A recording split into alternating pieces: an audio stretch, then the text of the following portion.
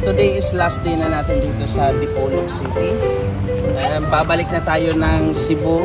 So, mga 6 o'clock ang biyahe natin. So, mayroon pang time kaya mag-ikot muna tayo dito sa Boulevard. Ayan, yung mga kasama natin. Si Bamba at saka yung kasama natin. Guys, tignan nyo yung Explore Dipolog dito.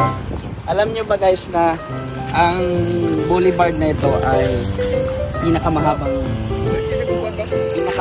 boulevard na parang park, pasyalan na pwede kang magpasyal paggabi. Maganda na dito kasi maraming ilaw.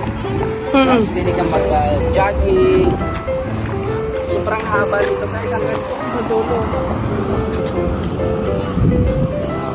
May food park.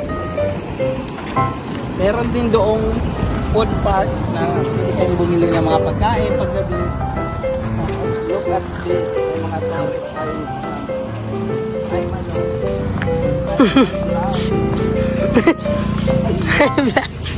Hi guys.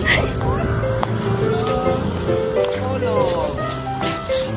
Napakaganda landmark. Ito yung pwede kang mag-picture.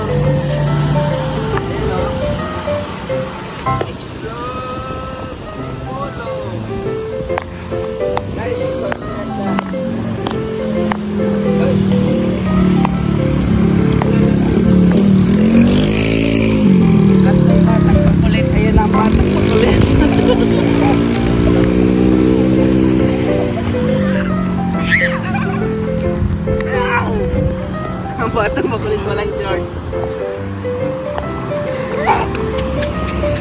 So, enjoy na natin kasi first time tayo nakapunta dito sa Dipolog. Especially sa Polanco, kung saan yun yung lugar ni Mama dito sa Dipolog, sa Zamboanga del Norte. And check natin kung anong meron dyan sa ano. Tara, dito tayo.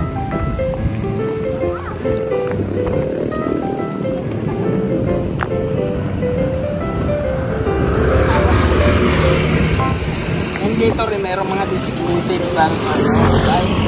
Yan designated lane yan para sa bike. Tapos dito, sarap mag-jogging. Makita nyo yung mga upuan, no? Smile ka to. Ha? Wow!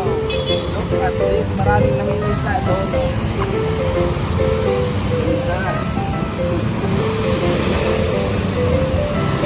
Tapos makikita nyo, mataas yung ano dito.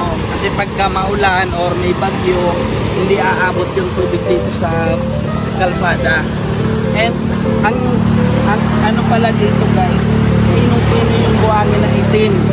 Yan yung pinaka-uniqueness dito sa Dipolog, sabi nga nila. Kasi makita mo yung buhangin, hindi siya white sand, black sand siya na. Sobrang pino. Makita mo yun, no? And makita nyo nila, sobrang linis. Makita nyo, walang mga tubig, walang basura. Kasi meron mga designated na mga basurahan dyan. Recyclable. Baba ka. And dito, ay, Baba. may mga bumaba siguro. Kasi may mga Sinilas. Okay, baba. Pwede ba? Okay, try natin bumaba. I don't know kung Pwede lang. allowed or not allowed. Pwede nga no, mag-swimming din eh. Try natin bumaba. Bawal mag-sinilas. Ganda ng ano, oh. No? Oh. I love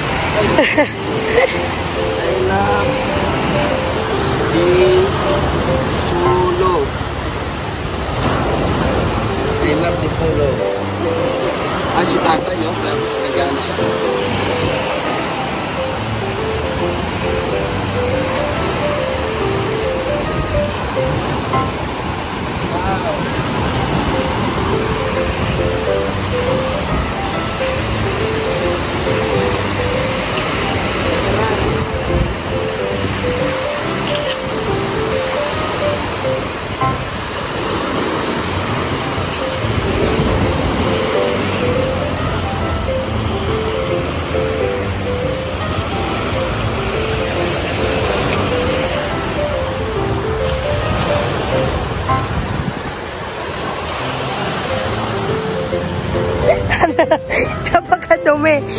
Maghugas na.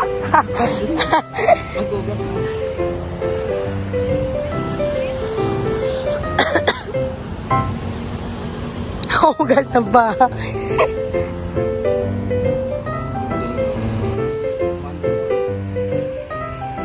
First time niya rin ako na isama dito sa lugar ni Mama. Sa Sipolo, Zamboanga. Hi guys. So guys, thank you for watching. Hanggang dito na lang, short clip lang ito ng Dipolog bakasyon natin. So nag-almost 3 days din tayo dito. So yung ibang mga video i-upload ko yun soon. So maraming salamat. Don't forget to subscribe and click the like. Bye.